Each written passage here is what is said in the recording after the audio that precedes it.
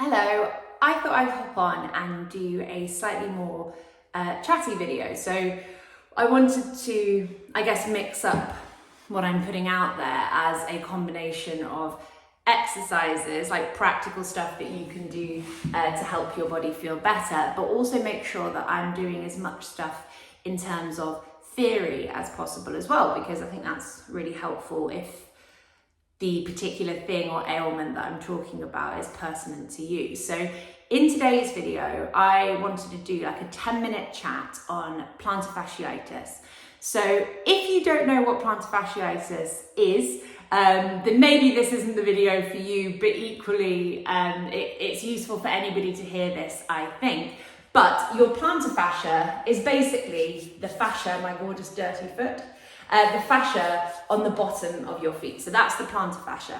And plantar fasciitis is when that plantar fascia is irritated. So it can feel like a kind of stabbing pain, very difficult to walk often. You'll get different degrees. Like for some people, they might just have like a little bit of kind of stabbing going on. And for other people, it's so bad that they can't walk.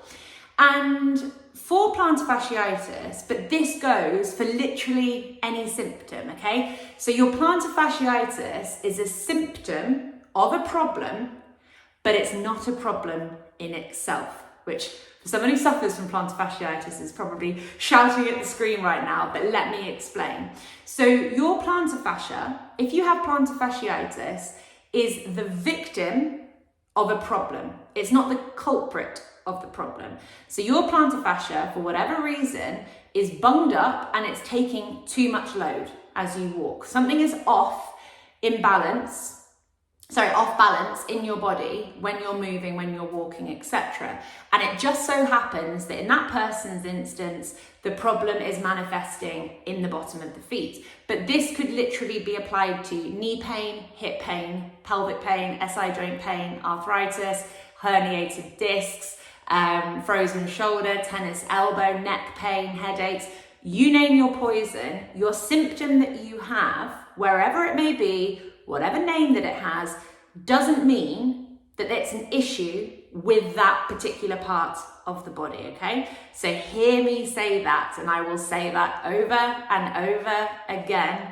The bit of your body that hurts is not the problem in that situation. It's bearing too much load and it's suffering.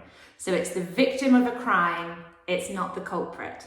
It's not the perpetrator of the crime.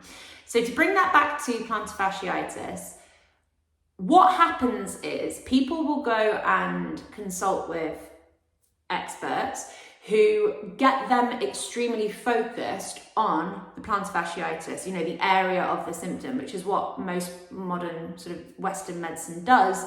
It can't or won't see the body as this like connected whole that it is. So your plantar fascia doesn't just like start here and finish here. It connects through to the Achilles tendon, up through the muscles of the calves, up through the hamstrings, up through the glutes, up through the back.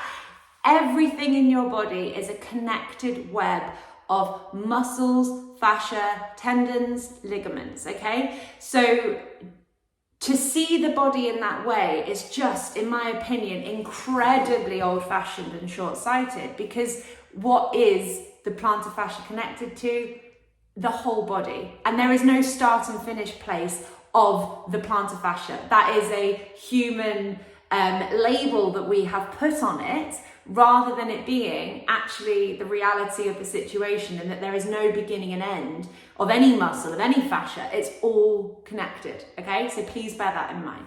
So the problem is, these experts will then focus on the area that hurts. And again, you can apply this to any part of the body. They'll give that person orthotics or tell that person to wear really space hopper type shoes. They'll give that person kind of calf stretches or foot stretches. And those things might help.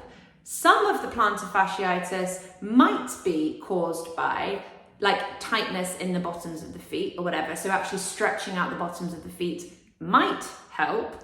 But all of those things are not looking at the bigger picture. So for a start, the fluffy shoes and the orthotics will do nothing to fish out the culprit of the crime. All that will happen is you're deadening the sensation. So what I will say is I do completely understand if you have like debilitating plantar fasciitis in the short term, you may want to have an orthotic, you may want to have a really cloudy, fluffy shoe because it's going to take that pain away so you can live your life. I get it, but that's not a long-term solution.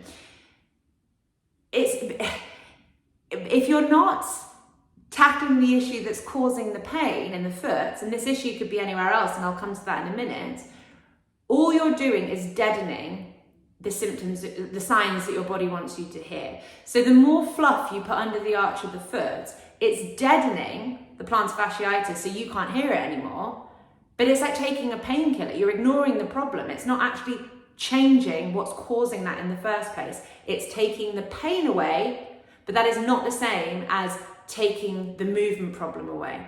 And what will happen is that person, their plantar fasciitis might go because of the fluff they've put in their shoe, but then a year later they start getting knee pain, and then 2 years after that they start having a hip problem, and 5 years after that they have neck pain, and then 15 years after that they need to have a hip replacement or whatever it might be. And the connection between all these things might get lost, but it could have actually been started at the plantar fasciitis. The plantar fasciitis was that like initial warning of something is wrong. I'm not loading my feet properly. I'm trying to tell you this. Please listen to me. We need to try and figure this out together. And then the orthotics and the shoes have come in. Plantar fasciitis is deadened. Person's like, oh, amazing. I can go and carry on living my life and doing all the things I've already been doing, but not change anything. And that same movement problem still bears this incorrect load through the body. And then that undue wear and tear, pressure, etc. from this imbalance will feed into other places. These things never, ever happen in isolation. You don't just have plantar fasciitis, put the shoes on, not change anything else, and then not have anything else happen, okay? It will creep somewhere else. It might not have happened yet.